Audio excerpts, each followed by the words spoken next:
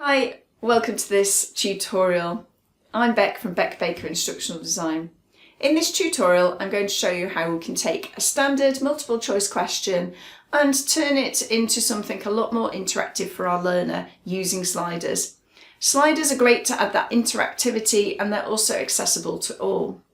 In this video I'll go right from the beginning of how to insert a slider and then show you how you can manipulate those parameters to make it not only more accessible but also more interesting and more related to the content of your actual course that you're doing. I really hope you enjoy it. Let's get started. So this short course is going to show you how you can take something like this, a very basic multiple choice knowledge check question, and turn it into something a bit more interactive using sliders. So I've just set up a basic slide. It's got the question text, guess the distance for burning 100 calories on a rowing machine, and it's got instructional text. If you're ever doing something that's a little bit different, make sure you have instructional text and make sure that it is accessible. So don't use the word drag, for example, use the word move instead, because someone with a keyboard isn't going to be dragging. And I've just got a very basic correct and incorrect layer set, and I've just hidden the things that you can see on the base layer at the moment. Okay, so this is my basic slide. I now want to add my slider. To add a slider, just go to Insert, Slider. There are three different options here. But I'm going to be completely manipulating them and changing them, so I'm just going to choose the top one and then just click and drag on your screen to the size that you want. I can then update it to make it exactly the size I want. You might have a particular size, and you can centre it by aligning to centre. And then it's a really good idea to always name them. If you have lots of sliders in your course and they're all just slider 1, 2, 3, you can lose track quite quickly. So just name your variable there. And then you can choose to have it update when learner releases, update while slider is dragged, and you have a start and end point. So I actually want 10 for this, so this is perfect. But you can change this using the arrows, and you can set your initial point. A lot of the time you just want it at the beginning, but maybe you're doing negative and positive numbers, so you might want 0 as the center point, and then you can have negative, positive going this way, and then how many steps you want it to jump at a time. So we just have 1. So I'll just show you that working. And I just want to talk about the size of the thumb, so that's the bit that you grab.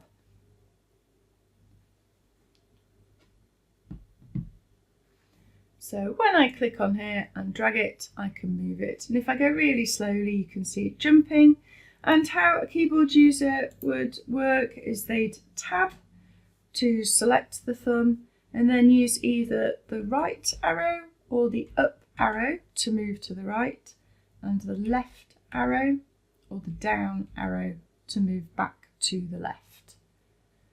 So one of the things that's really important is making sure this thumb is big enough. Using WCAG guidelines and using the double A standard, we need to make sure that this is 24 by 24 pixels. It's a bit hard sometimes to see how big your thumb is. So if you just go to settings and zoom to fit, and then go to your inspection up here, and we'll just move this out of the way, and then click on this item here that allows you to inspect.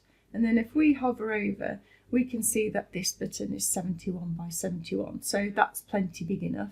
But if we change this, I'm just going to move that out of my way.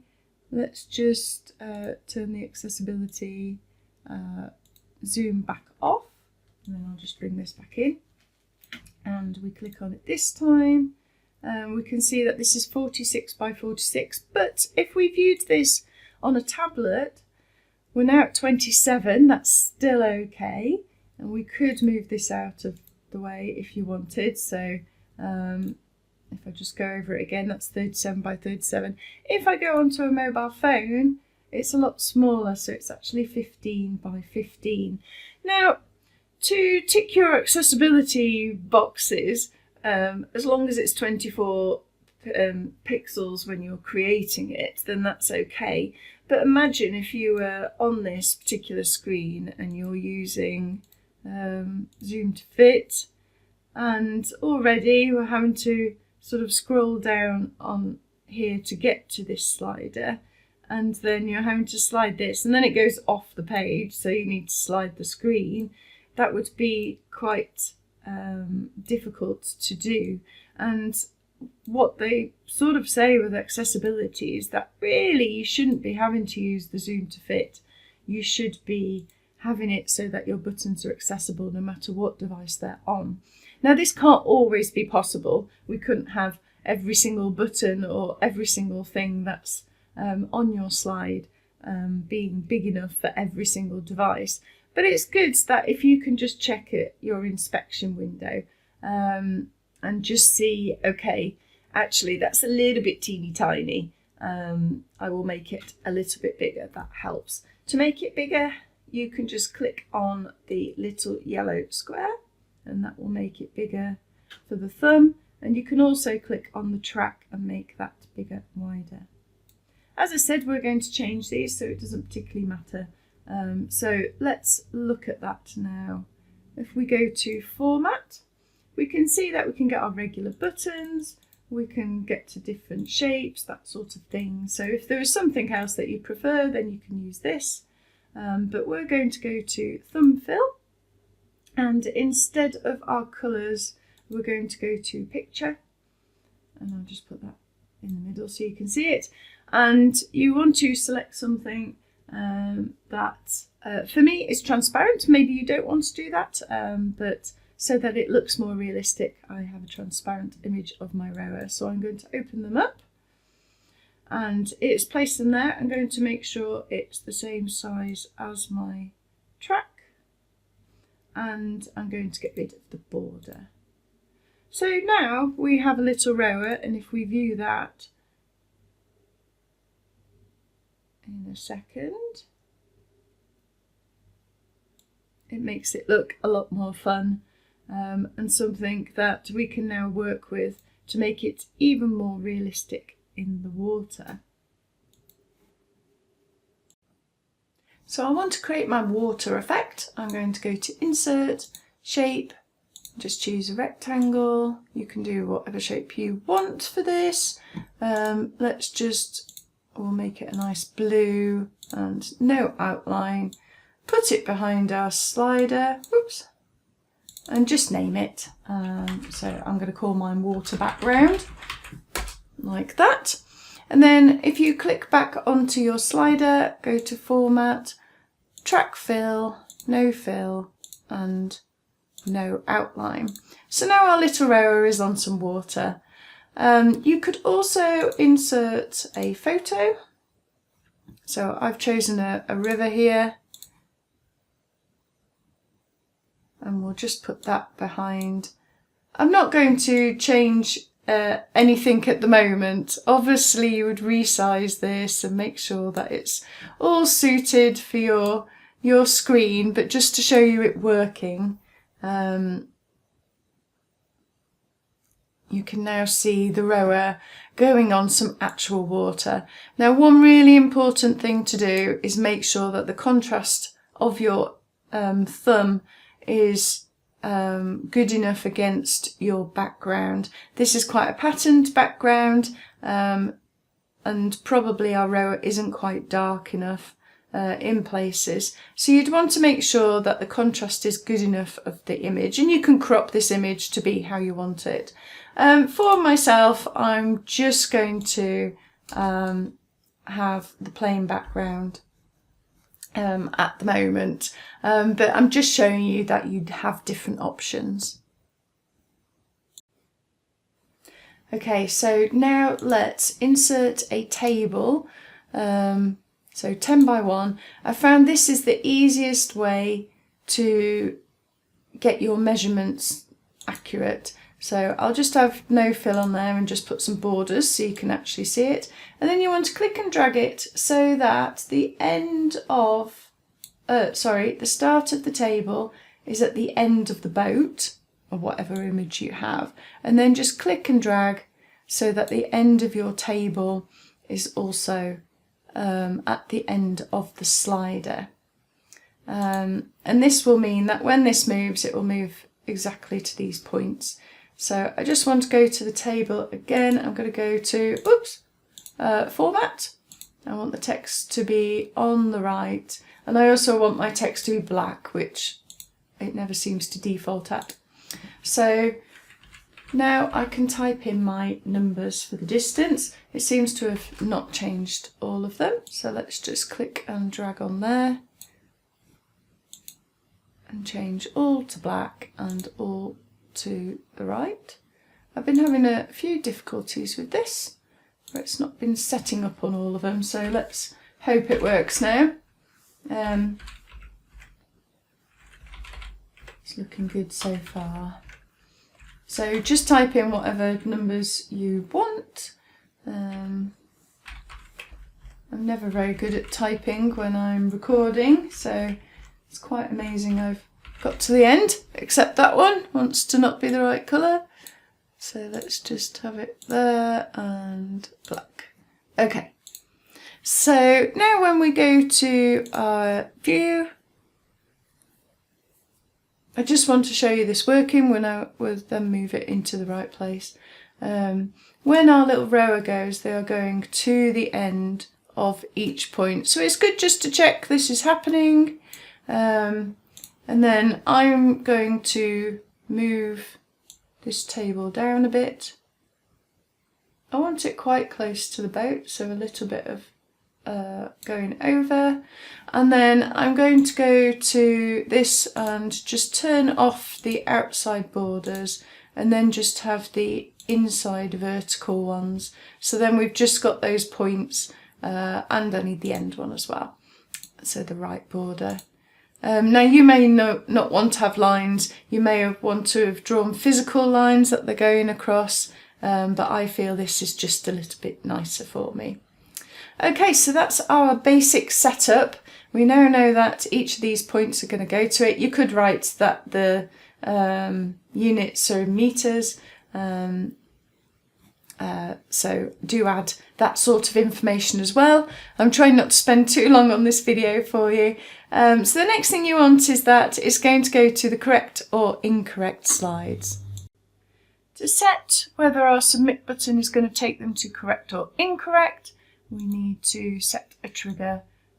So we need to go change show layer correct when user clicks on submit button if the slider rower is between two values.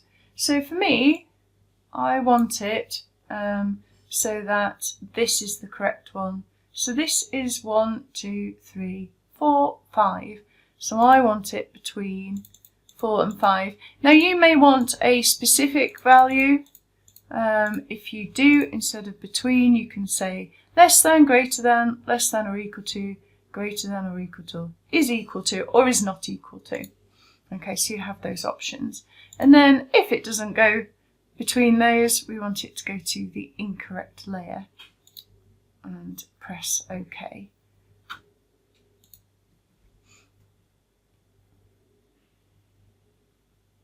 So when we preview it this time, I will get it correct first. So let's drag it to there or there. You probably don't want it so the text is going over my row, so I do need to nudge that down a bit. And then hit submit and we get to our correct page. If we replay it and I get it wrong, it will go to our incorrect page. I'm just going to move that down a little bit. I thought it would just miss it, but no.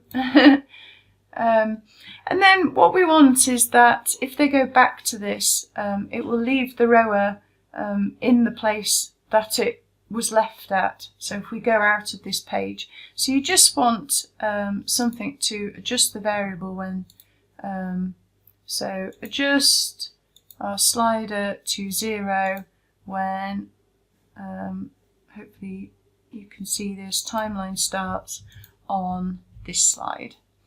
Okay, so that's just something to make sure that whenever they reset this page, because I've got it to reset to initial state, so whenever they go to this page it will just reset that one. Just a rule of thumb, variables will not change, so you need to set something to do that.